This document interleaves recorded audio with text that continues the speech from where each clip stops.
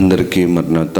దేవుని యొక్క మహాకృపను బట్టి మరొకసారి దేవుని యొక్క వాక్యాన్ని నేర్చుకునే అవకాశాన్ని ప్రభు మనకు అందించున్నాడు. దేవునికి మహిమ కలుగును గాక. ఆమేన్. హెబ్రీ పత్రిక 10వ అధ్యాయము 18వ వచనాన్ని ధ్యానం చేసుకుందారు. వీటి క్షమాపణ ఎక్కడ కలుగునో అక్కడ పాప పరిహారార్థ బలి ఇక్కడ ఎన్నడూను ఉండదు. ప్రార్థన చేసుకుందారు. సర్వోన్నతుడా, సర్వశక్తిమంతుడా, మీ ఘనమైన నామమునకు వందనాలు, స్తుతులు, స్తోత్రాలయ్యా. కొద్ది వారము దీవించండి, ఆశీర్వదించండి. మాలో ఏ ఆత్మీయ జీవితం అయితే ఉండాలో, ఎటువంటి పరిశుద్ధమైన జీవన స్థితి మేము సంపాదించుకోవాలో అటువంటి నీ నిత్య జీవపు బోధను మాకు వినిపించుము, మాకు నేర్పించుము.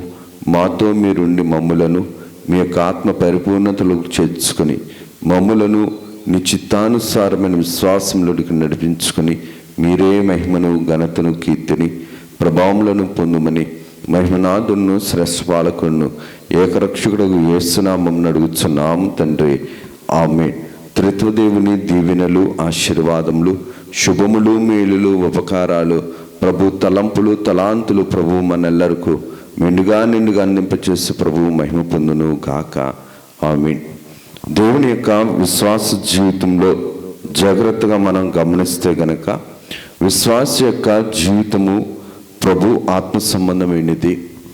ప్రభు ఆత్మ సంబంధమైన విశ్వాస జీవితంలో ప్రభువుని, విశ్వాసిని దూరము చేసేది లోకంలో ఉన్న పాపము.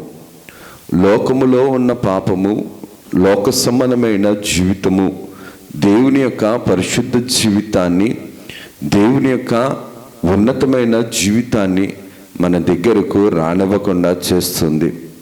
దేవుని యొక్క ఆత్మీయ కార్యక్రమం జాగ్రత్తగా మనం గమనిస్తే విశ్వాస యొక్క జీవితము మహోన్నతమైనది, మహిమ కలిగినది, మహత్యం కలిగినది. విశ్వాస యొక్క జీవితాన్ని జాగ్రత్తగా గమనిస్తే గనక దేవుని కృపతో ఉండవలసింది విశ్వాస జీవితం. దేవుని యొక్క వాక్య ప్రకారము నడిపించుకోవలసింది విశ్వాస యొక్క జీవితం.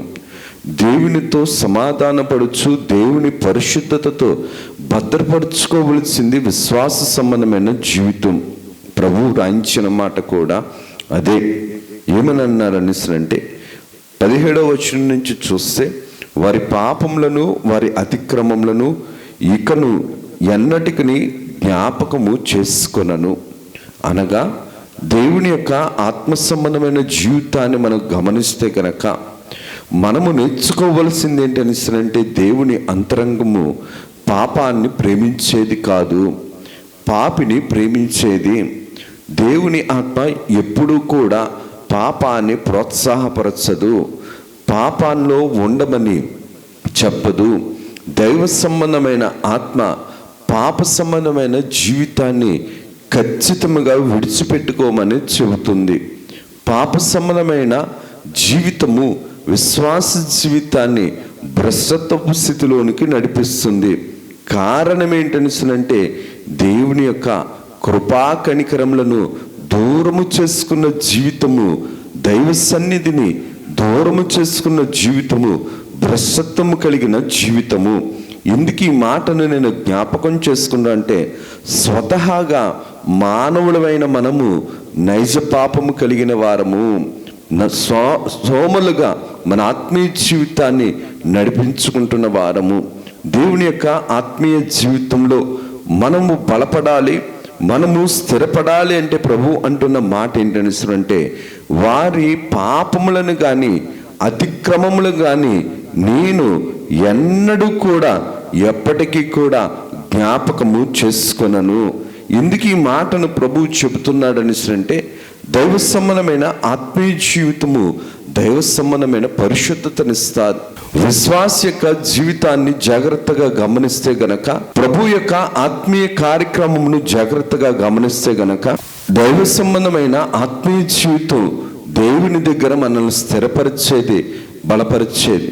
ప్రభు చెప్తున్న మాటను జ్ఞాపకం చేసుకుంటే గనక, ప్రభు అంటున్న మాట, వారి పాపములను కానీ అతిక్రమములు కానీ నేను జ్ఞాపకము చేసుకొనను.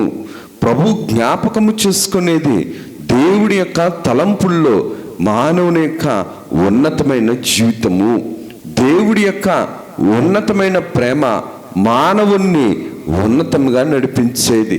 కానీ మనిషి యొక్క జీవితంలో పాపమని తెలియని పాపాలు ఎన్నెన్నో ఉంటాయి. పాపమని తెలిసిన పాపాలు కూడా చాలా ఉంటాయి. పితరుల నుండి వచ్చిన పాపాలు చాలా ఉంటాయి.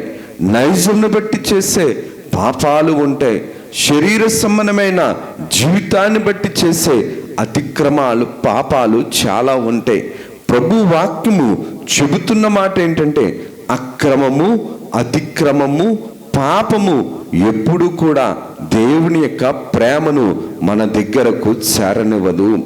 దేవుని యొక్క ప్రేమను మన దగ్గరకు చేరాలి అనిస్తుంటే మన హృదయమును దైవ సంబంధమైన సన్నిధిలో దేవునికి అంగీకారముగా పరిశుద్ధపరచుకోవాలి అనిస్తుంటే పాత నిబంధన గ్రంథములో ప్రభు ప్రత్యక్ష గుడారంలో ఎవరైనా గనక తెలుసు గాని పొరపాటును గాని పాపము చేస్తే ఆ పాపానికి ప్రాయశ్చిత్తముగా పాప పరిహారార్థ బలినివ్వాలి. పాప పరిహారార్థ బలి ఎప్పుడు అనిస్తునంటే, ఎవరైనా గనక అనుకోని స్థితిలో అనుకోని విధముగా దేవుని ఆజ్ఞను పొరపాటున మీరినట్లయితే గనక దైవ సంబంధమైన ఉగ్రత ఆ యొక్క విశ్వాసం మీద, ఏర్పాటు ప్రజ మీద లేకుండా ఉండటానికి ప్రభువు ఏర్పరిచిన క్షమాపణ క్రియ ఏమిటి అనిసనంటే ఈ యొక్క పాప పరిహారార్థ బలి. ప్రభువు చెప్తున్న మాటే, మీ వీటి క్షమాపణ ఎక్కడ కలుగునో అక్కడ పాప పరిహారార్థ బలి ఇకను ఎన్నడూను ఉండదు. ఇక ఎన్నడూను ఉండనిది దేవుని యొక్క ఉన్నతమైన కనికరాన్ని బట్టి మన జీవితంలో మనం చేసిన పాపము. పాపాన్ని ప్రేమించేవాడు కాదు దేవుడు, పాపాన్ని తీసివేసేవాడు దేవుడు, పాపాన్ని పోషించేవాడు దేవుడు కాదు. పాపము చేసైనా సరే బ్రతుకు అని చెప్పేవాడు దేవుడు కాదు. మనుషులను పాడు చేసైనా సరే, నీవు పాడైపోయినా సరే నీవు బ్రతుకు అని చెప్పేవాడు దేవుడు కాదు. మనుషుల పతనమును కోరుకునే మనస్సు కలిగిన వారి దైవాత్మ సంబంధమైనది కాదు. కారణం ఏంటనిసనంటే దేవుని యొక్క క్రియ ఎప్పుడు కూడా ఫలింపు కలిగినది. మనిషి ఫలింపులోనికి రావాలని, ఇటువంటి పతనకరమైన జీవితంలో ఎన్నడూ కూడా మానవుడు ఉండకూడదని దేవుడు మానవునికి ఇచ్చిన గొప్ప స్థితి ఏంటనిస్తానంటే పాప క్షమాపణ. పాత నిబంధన గ్రంథంలో పాప క్షమాపణ జీవితాన్ని విశ్వాసికి ఇచ్చాడు.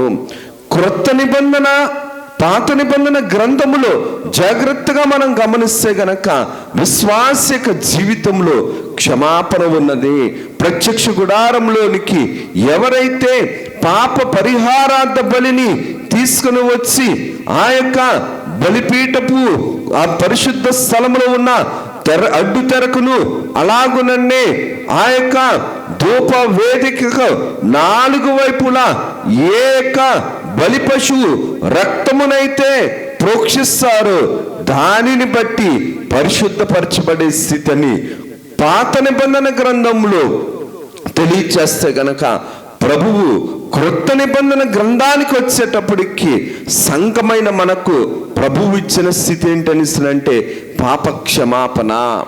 పాపమును క్షమించే దేవుడు పాపాన్ని ప్రేమించమని, పాపముతో ముడిపడి ఉండమని, పాప ఫలితముతో బ్రతికి ఉండమని చెప్పిన దేవుడు యేసుక్రీస్తు ప్రభువు కాదు. యేసుక్రీస్తు ప్రభు పాపమును విసర్జించుకోమని చెప్పాడు. ఆయనకున్న పేరేంటనిసంటే అతి పరిశుద్ధుడు. యేసుక్రీస్తు ప్రభు అతి పరిశుద్ధుడు అనగా దేవుని యొక్క వాక్య క్రమంలో కూడా చూస్తే గనక దేవుడు అతి పరిశుద్ధుడు. ఆయనలో కలంకము లేదు, ఏ కపటమైన స్థితి లేదు, ఏ పాపమును లేనివాడు. దేవుడు అందరి కోసము కూడా పరిశుద్ధమైన రక్తమును మనందరి కోసము కూడా ప్రోక్షింపచేసి మనకు పాప క్షమాపణిచ్చిన పరలోకపు కర్త, క్షమాపణకర్త, పరలోకపు తండ్రి, పరలోకపు అతి పరిశుద్ధుడైన దేవుడు యేసుక్రీస్తు ప్రభు. ఈ యేసుక్రీస్తు ప్రభు భూమి మీద ఉన్నప్పుడు కూడా భూలోకములో పక్షవాయువు కలవాడిని స్వస్థపరచక ముందు నీ పాపములన్నీ కూడా క్షమించబడినవి అని అన్నారు. యేసుక్రీస్తు ప్రభు పరిసయ్యులతో, ఆ యొక్క సద్దూకాయులతో మాట్లాడుతుండేటప్పుడు కూడా నడుచుట గొప్ప, లేదంటే గనక పాప క్షమాపణ గొప్ప. పాప క్షమాపణ పరిశుద్ధ జీవితాన్ని ఇస్తాది. పాప క్షమాపణ జీవితం మన యొక్క పాప రాశులను తొలగిస్తాది. విశ్వాస జీవితంలో నిరంతరము కూడా పాపము క్షమించే యేసుక్రీస్తు ప్రభు దగ్గర పాపాన్ని ఒప్పుకోవాలి, పాపాన్ని కప్పుకోకూడదు. పాపమును స్థితిని మనం దేవుని ఎదుట క్షమించే అధికారము కలిగిన యేసుక్రీస్తు ప్రభువు దగ్గర మాత్రమే మనం ఒప్పుకోగలగాలి. కారణం ఏంటనిస్తారంటే యేసుక్రీస్తు ప్రభువులో పాపము లేదు, కలంకము లేదు, ఎవరిని కూడా పాపులుగా మార్చలేదు, అపరిశుద్ధులుగా మార్చలేదు, ఎవరిని కూడా పతనము చేయలేదు, ఎవరిని కూడా పంతముతో నాశనము చేయలేదు. కానీ సైతాన్ ఏమంటాదనిసరంటే యేసుక్రీస్తు ప్రభు కూడా దేవుడయ్యుండంటే ఆనాడు ఎందుకు పాపుల విషయంలో పాత నిబంధన గ్రంథములో ఉగ్రతను కుమ్మరించాడు, ఎందుకు కష్టాల పాలు చేశాడని చెప్పి తిరిగి దేవుని మీదే నేరాన్ని వేయించేది సైతాను. సైతాను నేరస్తుడు, నేరానికి కారకుడు, నేరానికి సూత్రధారి, నేరానికి పాత్రధారి, నేరానికి కర్త ఎవరు అనిసరంటే అపవాది. అపవాదిలో ఉన్న స్వభావం ఎప్పుడు కూడా పాపాన్ని ఒప్పుకోదు. అపవాదిలో ఉన్న స్వభావము తను చేసిన తప్పును ఎప్పుడూ కూడా ఒప్పుకోదు. అపవాది యొక్క స్వభావము పాప క్షమాపణ కోరనిది. అపవాది స్వభావము పాప నైజములో ఉంటూ పాపమును బట్టి గర్వపడేది. అపవాది స్వభావము పాప సంబంధమైన బ్రతుకును ఆధారము చేసుకుంటూ పోషింపబడాలని ఆశపడేది. కానీ ప్రభు అంటున్న మాట ఏంటంటే నీతి కోసము ఆకలి దప్పికల వారు ధన్యులు, వారు తృప్తిపరచబడుదురు. ఎందుకు ఈ మాటను నేను జ్ఞాపకం చేస్తున్నానని అంటే విశ్వాస జీవితము పరిశుద్ధ జీవితమై ఉండాలి, దేవునికి అంగీకారముగు జీవితమై ఉండాలి. ప్రభు అన్న మాటే నేను పరిశుద్ధుడైనట్లు మీరును పరిశుద్ధులై ఉండాలి. ప్రభు మనల్ని పరిశుద్ధంగా ఉండాలని ప్రభు కోరుకుంటున్నాడు. అనగా మనము కూడా ప్రభు పరిశుద్ధతలో ఉంచబడాలి అనిస్తనంటే మనం కూడా దైవ సన్నిధిలో మన అపరాధాలను ఒప్పుకోవాలి. ఆత్మ సంబంధమైన దుఃఖము పాప క్షమాపణ వైపు, పశ్చాత్తాపం వైపు నడిపిస్తుంది. శరీర సంబంధమైన దుఃఖము మరణము వైపు నడిపిస్తుంది అన్నట్లు దైవ సన్నిధిలో పాపమును క్షమించే దేవుని దగ్గర మన యొక్క జన్మ పాపములు ఒప్పుకోవాలి, కర్మ పాపములు ఒప్పుకోవాలి, క్రియా పాపములు ఒప్పుకోవాలి. మనం కంటి ద్వారా, చూపు ద్వారా, మాట ద్వారా, వినికిడి ద్వారా, ప్రవక్తన ద్వారా, ఊహల ద్వారా, ఉద్దేశముల ద్వారా, తలంపుల ద్వారా, క్రియల ద్వారా, చేతల ద్వారా, నడవడికడి ద్వారా, ప్రవక్తన ద్వారా సమస్తాన్ని కూడా పరిశుద్ధతను పాడు చేసుకుని దేవుని ఆజ్ఞను ధిక్కరించిన పాపులము, దేవుని పరిశుద్ధతను దూరము చేసుకున్న వారము, దేవుని యొక్క కలగలిగిన జీవితాన్ని కళాహీనముగా మార్చుకున్న వారము. తండ్రి గారు రాసిన పాటలో చూస్తే గనక కలుగొచ్చేయలేదు దేవుడు కలలేనటువంటివి. పాప క్షమాపణ విశ్వాస జీవితంలో లేనంత కాలము కూడా విశ్వాస సంబంధమైన భ్రమ కలిగిన జీవితము కళాహీనులను చేస్తాది. ఎందుకు ఈ మాటను నేను జ్ఞాపకం చేస్తానంటే లోకము సైతాను సంబంధమైన జీవితము కాబట్టి సైతాను కూడా వెలుగుదూత వేషము, లోకము కూడా వెలుగుదూత వేషము. వెలుగుదూత వేషము కలిగిన ఈ బ్రతుకును పతనము చేసేది ఏంటంటే మొండితనము, పెంకితనము. పాపానికి పంతం ఎక్కువ, పాప ఫలితము అంతము వరకు తీసుకుని వెళ్తాది. కానీ అంతరంగమును శుభ్రము చేసుకుంటే, అంతరంగములో పాప క్షమాపణ సంబంధమైన జీవితాన్ని మనం కోరుకుంటే కనుక పాప క్షమాపణ జీవితం మనకి దీవెనను దయచేస్తాది. పాప క్షమాపణ జీవితం పరిశుద్ధతనిస్తాది. పాప క్షమాపణ జీవితం అపవాదికి సంబంధమైన జీవితము కానీయకుండా చేస్తాది. పాప సంబంధమైన జీవితము అపవాది అధికారాన్ని మన మీద ఉండనివ్వదు.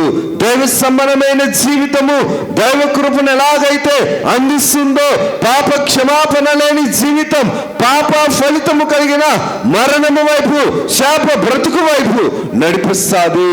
ఎందుకు ఈ మాటను నేను జ్ఞాపకం చేస్తున్నాను అనిస్తానంటే, పాత నిబంధన గ్రంథములో పాప పరిహారార్థ బలిని ఎలాగైతే ప్రభువు ఆనాడు ఏర్పాటు ప్రజలకు ఇచ్చాడు, ఈనాడు సంఘకాలములో దైవ సన్నిధి అనుభవం కలిగిన వారు ఏకాంత స్థలములో కూడుకొని దేవుని పట్ల, దేవుని సంబంధమైన ఆజ్ఞలను అతిక్రమించాము కాబట్టి దేవుని దగ్గరే మనం ఏమవ్వాలని అంటే క్షమాపణ పొందగలిగిన వారమే ఉండాలి. తండ్రి గారు కూడా పాటలో రాసుకొని వచ్చారు, ఎవరిను ఆయాస పెట్టి ఉన్నావు, ఎవరిని బాధ పెట్టి ఉన్నావు, ఎవరి యొక్క కార్యమును ఉన్నతముగా కాకుండా విలువ లేకుండా చేసి ఉన్నావు, వారి యొద్ద ఒప్పుకొనుము. ఎవరిని అల్లరి చేస్తావు, వారి యొద్ద ఒప్పుకొనుము. ఎందుకు ఈ మాటను నేను జ్ఞాపకం చేస్తానంటే, మనము లోక సంబంధమైన పాప సంబంధమైన జీవితంలో ఉంటూ దేవుని దగ్గర బ్రతుకురాలనుకోవడం ఎటువంటిది అంటే, ఇశ్రాయేలీలు దూడకి కానుకిచ్చారు, ప్రత్యక్ష గుడారానికి కానుకిచ్చారు. ఇశ్రాయేలీలు దూడను ఒకలాగానే చూశారు, ప్రత్యక్ష గుడారాన్ని ఒకలాగానే చూశారు. అందుకనే వారి విశ్వాస జీవితము భ్రష్టత్వంలోనికి వెళ్ళిపోయింది. సంఘంలో ఉన్న మనము కూడా దేవుని లోకమును ఒకే కన్ను దృష్టితో, ఒకే కొలతతో, ఒకే స్థితితో చూస్తే గనక మన యొక్క విశ్వాసపు స్థితి కూడా విశ్వాస భ్రష్టత్వముగా మార్చబడతాది. లోకములో ఉన్న సైతాను దేవునికి విలువివ్వదు. దేవునితో సమానముగా పోల్చబడాలి, దేవునితో సమానంగా పూజింపబడాలని అపవాది యొక్క ఆశ. అందుకనే లోకములో ఉన్నవారు ఏమంటారని అంటే, ఏ దేవుడైనా ఒకటే కదా, ఏ దేవుడైనా ఒక్కడే అనే ముందు ఏ దేవుడు పాపము చేయకుండా పాప క్షమాపణ కలిగిన శక్తి కలిగిన అతి పరిశుద్ధుడైన దేవుడిగా ఉన్నాడనేది మనం గ్రహించుకోగలగాలి. దైవ సంబంధమైన జీవితము, దైవ సంబంధమైన కృప, దైవ సంబంధమైన క్రమము విశ్వాస యొక్క జీవితంలో ఏ నరునికైనా సరే పరిశుద్ధమైన జీవితాన్ని ఇస్తాది.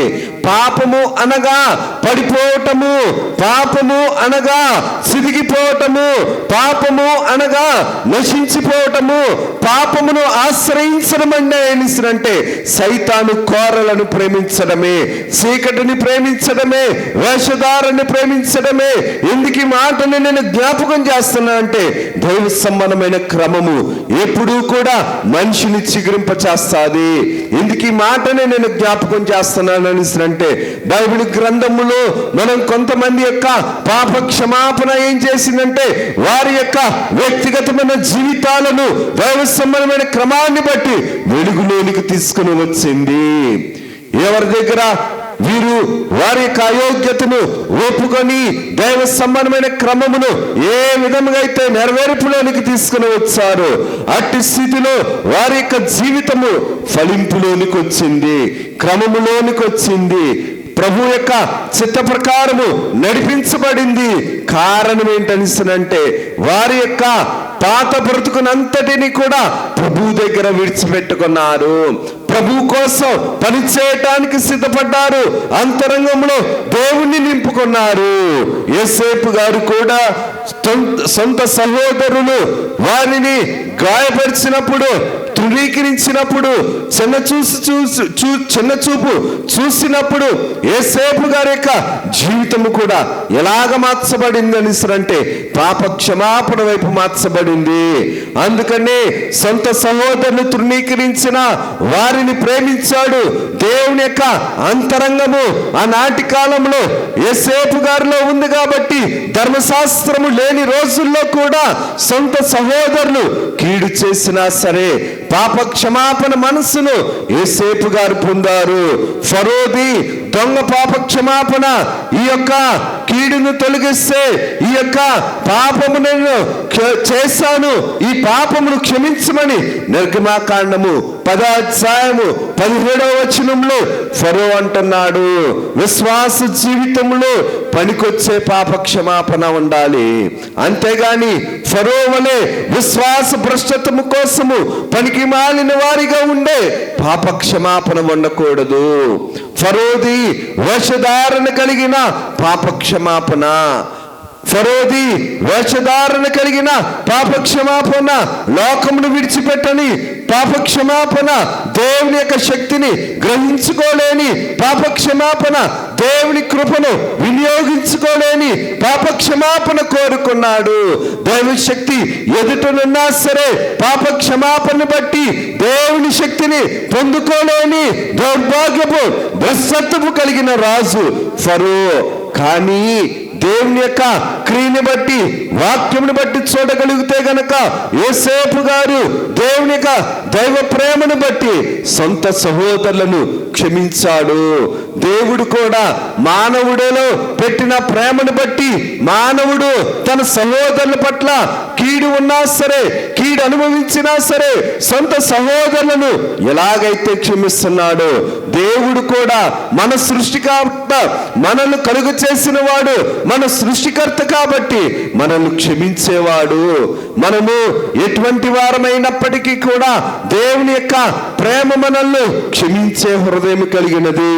కానీ దేవుని యొక్క అంతరంగంలో బట్టి చూడగలిగితే గనుక మోషే గారి యొక్క క్షమాపణ ఎటువంటిది అంటే, అయ్యా నా యొక్క దోషములు బట్టి కాదు కానీ నీ ప్రేమను బట్టి నిన్ను అడుగుతున్నానని చెబుతూ మోషే గారు అంటారు, అయ్యా వారు నీ ఎన్నిక జనము, వారు నీ ఏర్పాటు జనము, వారు నువ్వు కోరుకుంటున్న ప్రజలు, వారి పాపములను నీవు మాత్రమే క్షమించాలయ్యా. నువ్వు క్షమించకపోతే వారి అపరాధాలు వారిని వెంటాడుతున్నాయి, వారి క్రియలు వారిని వెంటాడుతున్నాయని ఒక గొప్ప విశ్వాస నాయకుడిగా, ప్రధాన యాజకత్వము కలిగిన, దేవుడి అతి పరిశుద్ధత కలిగిన మోషే గారు ప్రజలందరి పక్షాన కూడా నేను చెడ్డవాడినైనా సరే, నేను పనికిరాని వాడిగా ఉన్నా సరే నీ ప్రజలను, ఈ యొక్క నీ ప్రజల యొక్క అపరాధాలను నీవు క్షమించు అని చెప్పి మోషే గారు పాప క్షమాపణను ఇశ్రాయేలు పక్షానంతటి మీదను కూడా కోరుకుంటున్నారు. ఎందుకు ఈ మాటను నేను జ్ఞాపకం చేస్తానంటే, దేవుడు దైవ ప్రేమను బట్టి పాప క్షమాపణ ఇచ్చేవాడు. దైవ సమ్మనమైన పాప క్షమాపణ విశ్వాసాన్ని నిలబెడుతుంది. యోసేపు గారిలో ఉన్న దైవ ప్రేమ అన్నలను నిలబెట్టింది. ఫరోలో ఉన్నటువంటి దొంగ పాప క్షమాపణ ఫరో మీదకి, తన రాజ్యము మీదకి కీడును తీసుకుని వచ్చింది. కానీ మోషే గారిలో ఉన్న దైవ ప్రేమ ఇశ్రాయేలు యొక్క పాప ఫలితములన్నింటినీ పరిహారము చేయటానికి విజ్ఞాపన ప్రార్థనలు చేస్తున్నారు. ఎందుకు ఈ మాటను నేను జ్ఞాపకం చేస్తున్నానంటే, యెహోషువ గ్రంథము 24:19 చూడగలిగితే గనక, యెహోషువ గ్రంథము 24:19 చూడగలిగితే, యెహోవా పరిశుద్ధుల దేవుడు, యెహోవా పరిశుద్ధ దేవుడు, రోషము కలిగిన దేవుడు, ఆయన మీ అపరాధములను మీ పాపములను పరిహరింపనివాడు, మీరాయన్ను సేవింపలేరు. పాపము దేవుని ప్రేమను దూరం చేస్తుంది. పాపము దేవుని కృపను దూరము చేస్తుంది. పాపము దైవ సంబంధమైన ఉగ్రతను ఇశ్రాయేలు మీద, జనము మీదకు తీసుకుని వస్తుంది. దేవుడు పాపాన్ని ప్రేమించేవాడు కాదు. దేవుడు పాపాన్ని ప్రోత్సాహపరిచేవాడు కాదు. పాపమును కలుగు చేసిన వాడు దేవుడు కాదు. పాపం అనగా పడిపోవుట, పరిశుద్ధత అనగా నిలవబడుట.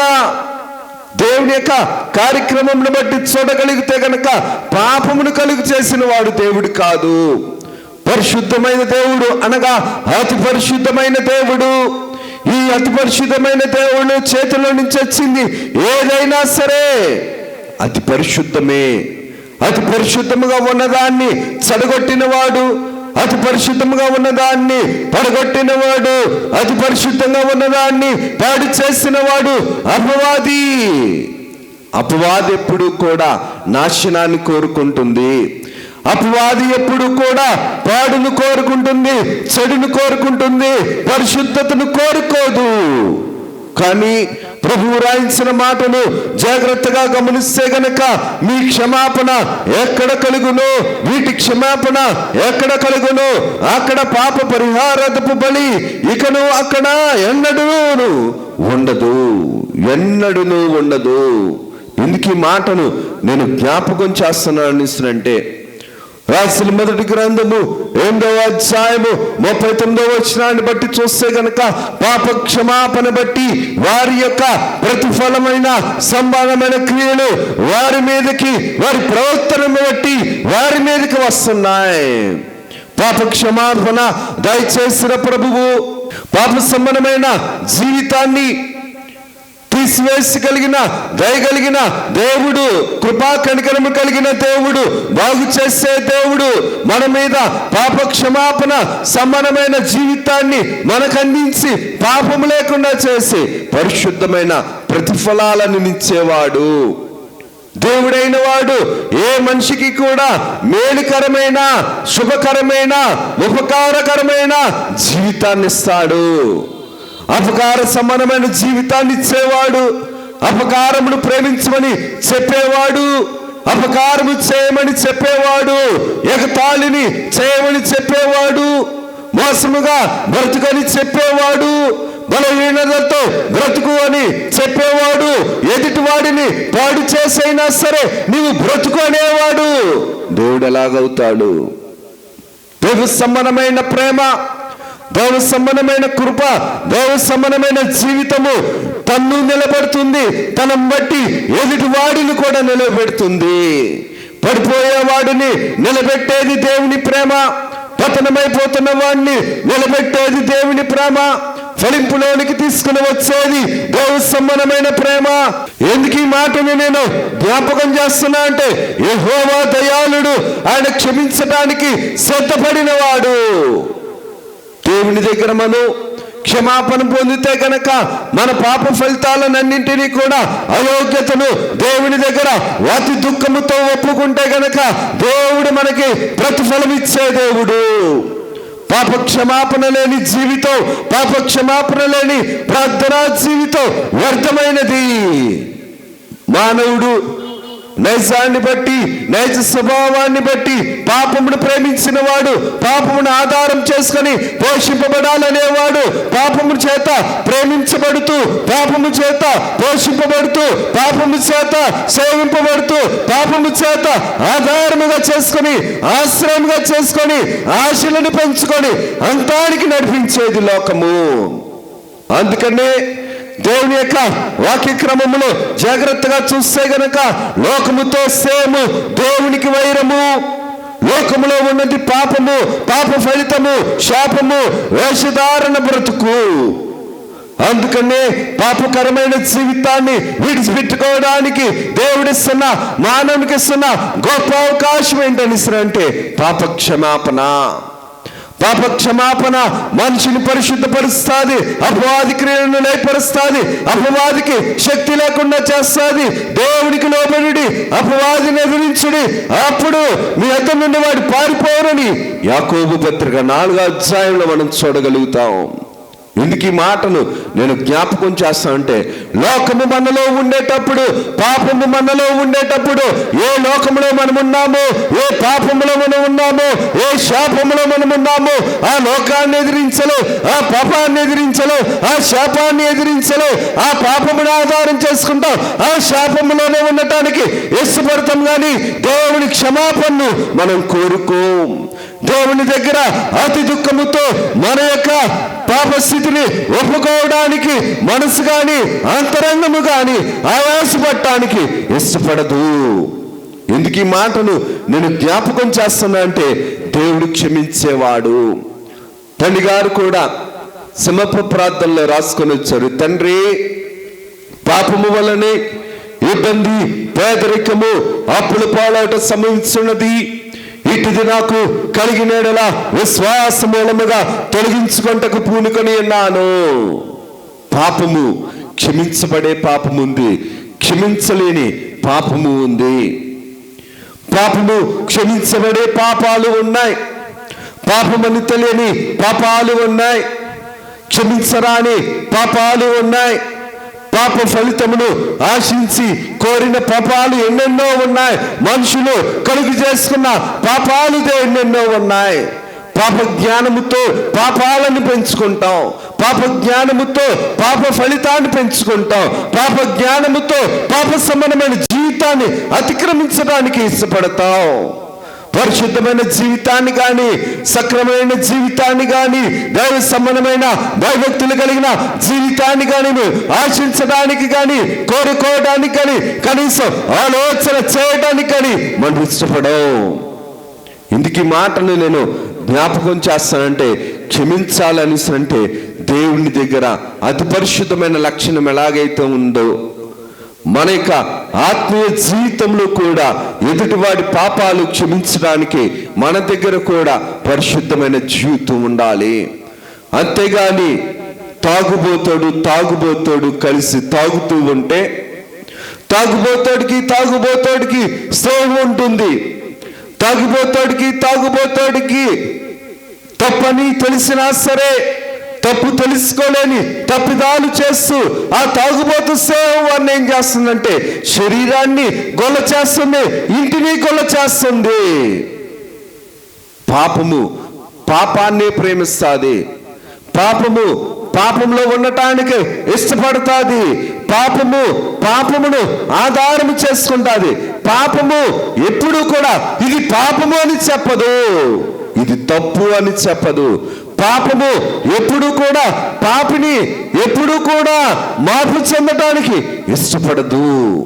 ఇందుకు ఈ మాటను నేను జ్ఞాపకం చేస్తున్నాను అనిస్తానంటే, స్వతహాగా ఆజ్ఞాతిక్రమం చేసిన వారం మనం దేవుని మాటను తృణీకరించడం అలవాటు చేసుకున్న వారం మనం, దేవుని మాటను కాదని, దేవుని క్రియలను కాదని, దైవ క్రమము కాదని పాపమును సంపాదించుకుంటున్న వారం మనం.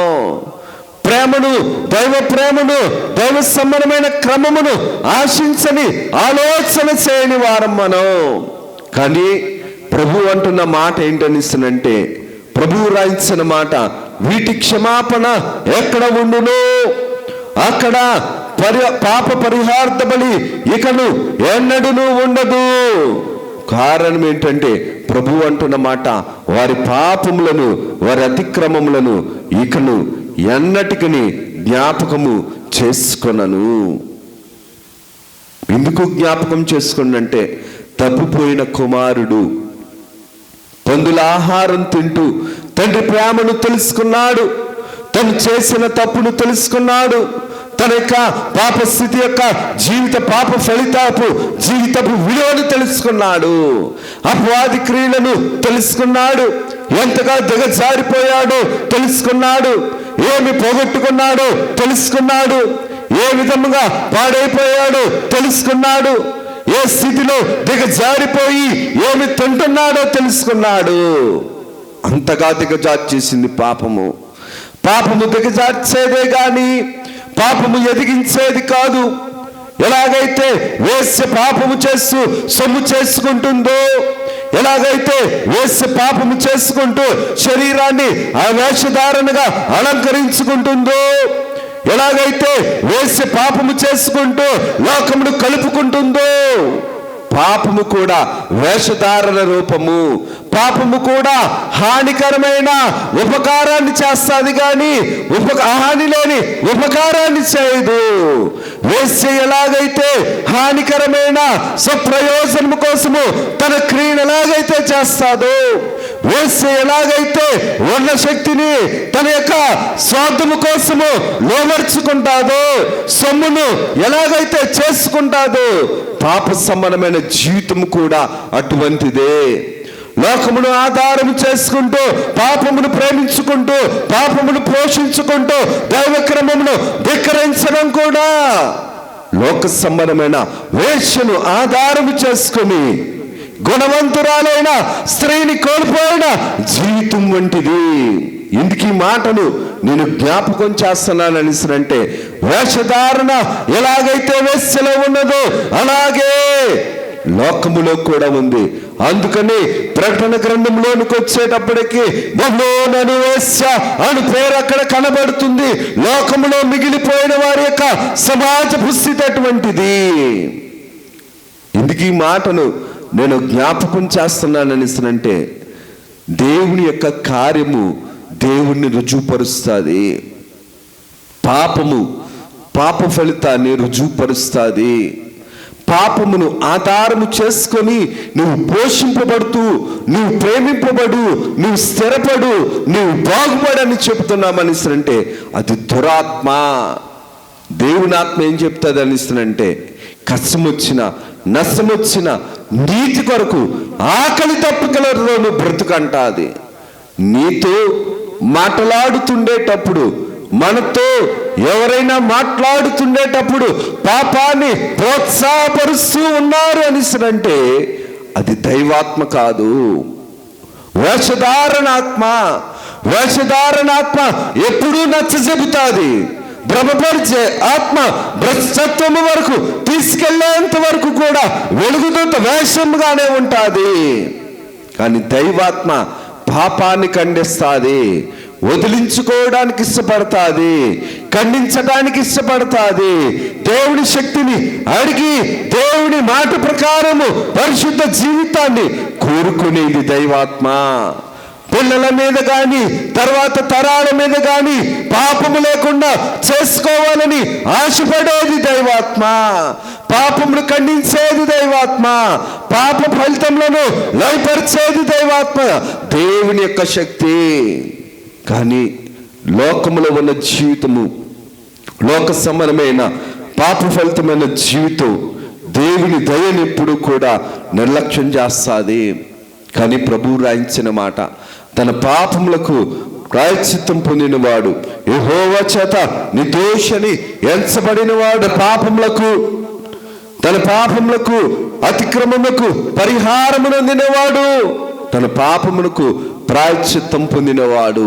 పాపము ప్రాయశ్చిత్తం పొందే స్థలానికి చేరనివ్వదు.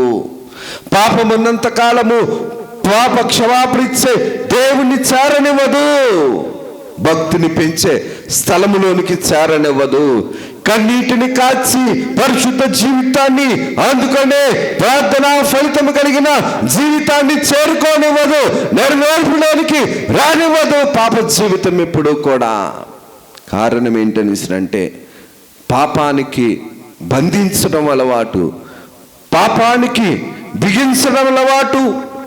కానీ దేవా నువ్వు స్వతంత్రుడవై ఉన్నావు, స్వేచ్ఛోపరుడవై ఉన్నావు. దేవుడు స్వతంత్రమైన జీవితాన్ని మానవులకు అందించాడు.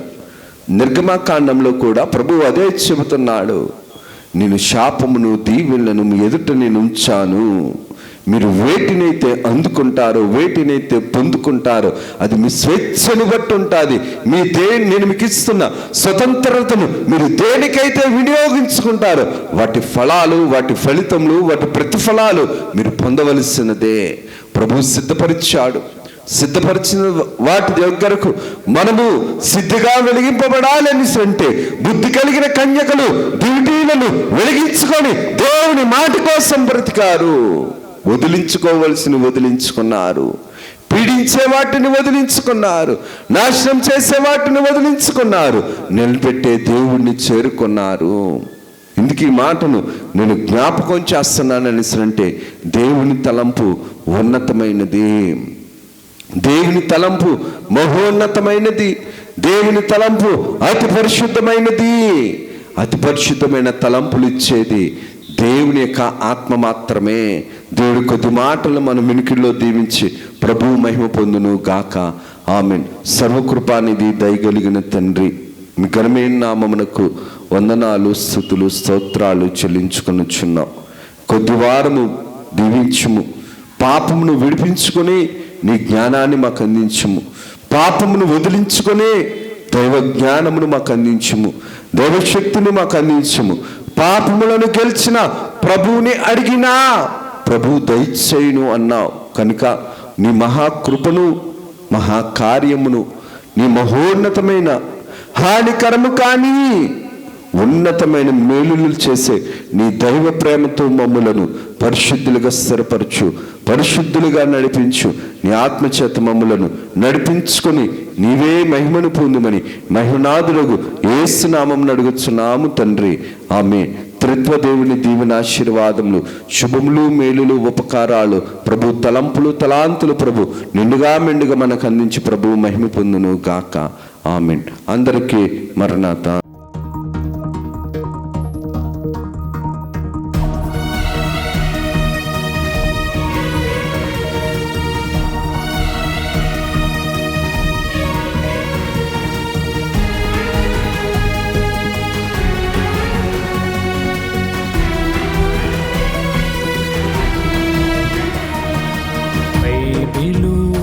ప్రకటన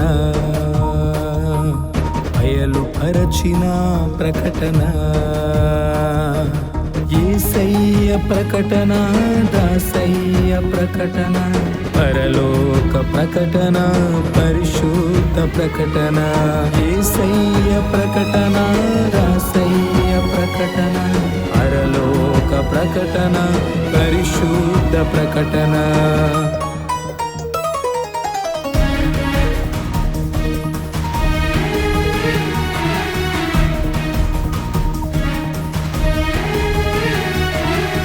ప్రకటన బైబిలు ప్రకటన, బయలుపరచిన ప్రకటన,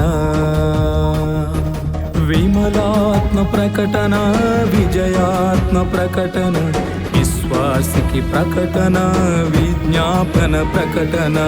విమలాత్మ ప్రకటన, విజయాత్మ ప్రకటన, విశ్వాసికి ప్రకటన, విజ్ఞాపన ప్రకటన. ప్రకటన బైబిలు ప్రకటన, బయలుపరచిన ప్రకటన.